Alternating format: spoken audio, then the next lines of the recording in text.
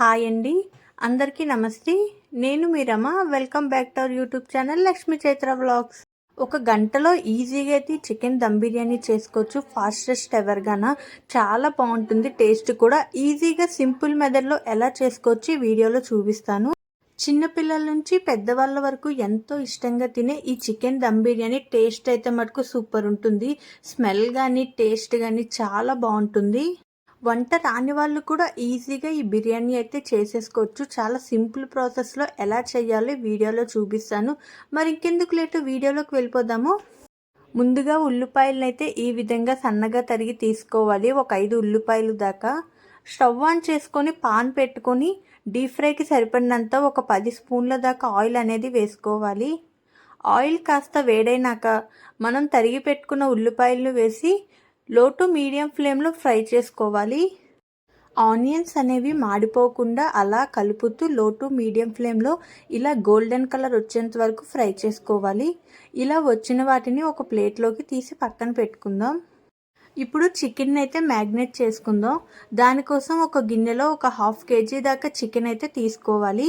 దీనిని ఒక 2-3 సార్లు శుభ్రంగా కడుక్కొని ఈ విధంగా ముక్కలు అనేవి బిర్యానీకి పెద్ద పెద్ద ముక్కలు ఉంటేనే బాగుంటుంది. వీడియోలో చూపిస్తున్న విధంగా కొంచెం పెద్ద ముక్కలను అయితే కొట్టించుకోవాలి. ఇప్పుడు దీన్ని మ్యాగ్నేట్ చేసుకోవడం కోసం 2 టేబుల్ స్పూన్ల దాకా కారం, కొంచెం స్పైసీనెస్ ఎక్కువ కావాలనుకునే వాళ్ళు 1 టేబుల్ స్పూన్ కారం ఎక్కువ వేసుకోండి. అలానే రుచికి సరిపడినంత ఉప్పు, 1 టేబుల్ స్పూన్ గరం మసాలా పొడి, 1 టేబుల్ స్పూన్ చికెన్ మసాలా పొడి, అలానే బిర్యానీ మసాలా పౌడర్ ఉంటుంది కదా, అది కూడా ఒక 1/2 టీ స్పూను, 4-5 పచ్చిమిర్చిని ఈ విధంగా కట్ చేసి వేసుకోవాలి. గుప్పడంత పుదీనా, కొంచెం కొత్తిమీర సన్నగా తరిగి వేసుకోవాలి. 1/2 టీ స్పూన్ అంత పసుపు, 2-3 టేబుల్ స్పూన్ల దాకా పెరుగు వేసుకొని ఈ చికెన్లోకి బాగా కలిసే విధంగా, మసాలాలు మొత్తం బాగా కలిసే విధంగా చికెన్ని బాగా కలుపుకోవాలి. కారం, కొత్తిమీర, పసుపు ఇంకా మసాలాలు మొత్తం కూడా చికెన్లోకి బాగా కలిసే విధంగా చేతితో బాగా కలుపుకుంటే చికెన్ దమ్ బిర్యానీ అనేది టేస్ట్ అనేది చాలా బాగుంటుంది. ఇలా చికెన్ని మొత్తం బాగా కలుపుకున్న తర్వాత మనం ముందుగా ఫ్రై చేసి పెట్టుకున్న ఫ్రైడ్ ఆనియన్స్ని కొంచెం వేసుకోవాలి. అలానే ఒక 1/2 నిమ్మకాయ రసాన్ని కూడా ఈ చికెన్లో అయితే వేసుకోవాలి. ఇప్పుడు ఒకసారి చికెన్లో మొత్తం బాగా కలిసేంత విధంగా ఒకసారి మొత్తం బాగా కలుపుకొని మూత పెట్టి ఒక 1/2 అవర్ పాటు చికెన్ని మ్యాగ్నేట్ చేసుకుందాం. అలాగే బిర్యానీ కోసం కూడా బాస్మతి రైస్ని కూడా ముందుగా నానబెట్టుకోవాలి. ఇక్కడ నేనైతే ఒక 1/2 kg దాకా బాస్మతి రైస్ అయితే తీసుకున్నాను. ముందుగా రైస్ని అయితే ఒక 2-3 సార్లు శుభ్రంగా కడుక్కున్న తర్వాత దీనిలోకి సరిపడినన్ని నీళ్ళు అయితే వేసుకోవాలి. బియ్యం ములిగేంత వరకు నీళ్ళు అనేది వేసుకొని ఒక 1/2 అవర్ పాటు పక్కన పెట్టి నానబెట్టుకోవాలి. ఒకవేళ మీరు నార్మల్ రైస్తో చేస్తుంటే ఇలా బియ్యాన్ని నానబెట్టాల్సిన అవసరం లేదండి, డైరెక్ట్గా చేసేయచ్చు. ఇప్పుడు స్టవ్ ఆన్ చేసుకొని మనం ఇందాకలో ఆనియన్స్ ఫ్రై చేసుకున్నాం కదా, అదే పాన్లోకి ఒక మీడియం సైజ్ ఒక ఉల్లిపాయని ఈ విధంగా సన్నగా కట్ చేసి వేసుకోవాలి. మనం ముందుగా మ్యాగ్నేట్ చేసి పెట్టుకున్న చికెన్ మొత్తాన్ని వేసి మీడియం ఫ్లేమ్లో మంట అనేది పెట్టి ఒక 40% కుక్ అయ్యేంత వరకు చికెన్ అయితే ఉడికించుకోవాలి. ఇలా చికెన్ని ఒక 40% కుక్ చేసుకున్నామంటే మనం దమ్ చేసేటప్పుడు మిగిలిన 60% అనేది కుక్ అయ్యి చికెన్ దమ్ బిర్యానీ అనేది చాలా బాగా వస్తుంది. లోపల ముక్క కూడా చక్కగా ఉడుకుతుంది.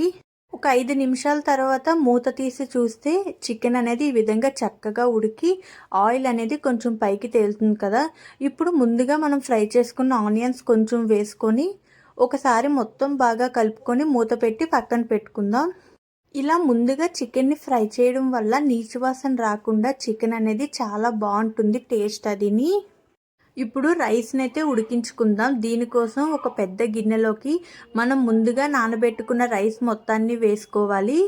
అలానే సన్నగా తరిగిన ఒక 4-5 పచ్చిమిర్చీలు, బిర్యానీ హోల్ గరం మసాలా ఉంటుంది కదా, చెక్క, లవంగ, ఆకు మొత్తం కూడా వేసుకోవాలి.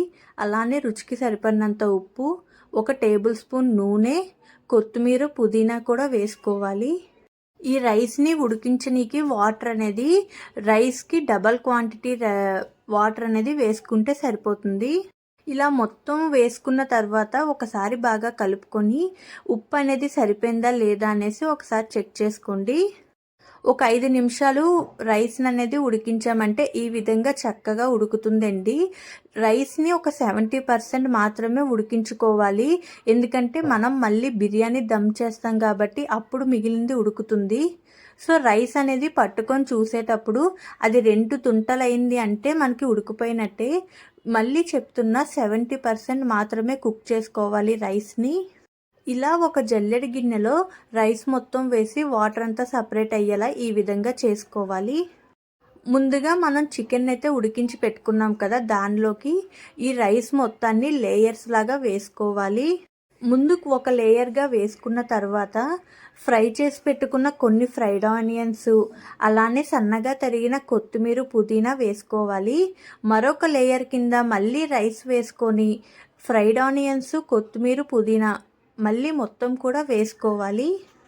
ఇలా రైస్ మొత్తం వేసుకున్న తర్వాత ఒక 1 టేబుల్ స్పూన్ దాకా నెయ్యి అయితే పైన వేసుకోవాలి. నెయ్యి వేయడం వల్ల ఫ్లేవర్ చాలా బాగుంటుంది, టేస్ట్ కూడా బాగుంటుంది. అలానే కొంచెం ఫుడ్ కలర్ని వాటర్లో కలిపి అయితే వేసుకుందాం. ఇది ఆప్షనల్ అండి కంప్లీట్లీ. ఈ బిర్యానీ దమ్ అయ్యేటప్పుడు ఆవిరి అనేది బయటికి పోకుండా ఈ విధంగా పైన ఎయిర్ కంటెంట్ లాంటిది ఏదైనా క్లోజ్ చేసుకోవాలి. అలానే కింద అడుగు అనేది మాడిపోకుండా ఉండడానికి కింద చపాతీ పెనం కానీ లేదా దోశ పెనం ఏదైనా పెట్టి పైన మనం పెట్టుకున్న బిర్యానీ పెట్టి ఉడికించుకోవాలి. హై ఫ్లేమ్లో ఒక 10 మినిట్స్, సిమ్లో ఒక 10 మినిట్స్ కుక్ చేసుకుంటే ఎంతో టేస్టీ అయిన చికెన్ దమ్ బిర్యానీ అయితే రెడీ. ఈ బిర్యానీ మొత్తం కంప్లీట్ అయిపోయాక ఒక 10 నిమిషాలు పక్కన పెట్టేసుకొని ఆ తర్వాత ప్లేట్లోకి సర్వ్ చేసుకుంటే మొత్తం మసాలాలు అంతా కూడా చికెన్ దమ్ బిర్యానీకి బాగా పడతాయండి. టేస్ట్, ఫ్లేవరు చాలా బాగుంటుంది. ఇంట్లో వాళ్ళందరూ కూడా చాలా ఇష్టంగా తింటారు, మళ్ళీ మళ్ళీ తినాలనిపిస్తుంది. నా వీడియో కనుక నచ్చితే please like and share and subscribe to our channel. Thank you for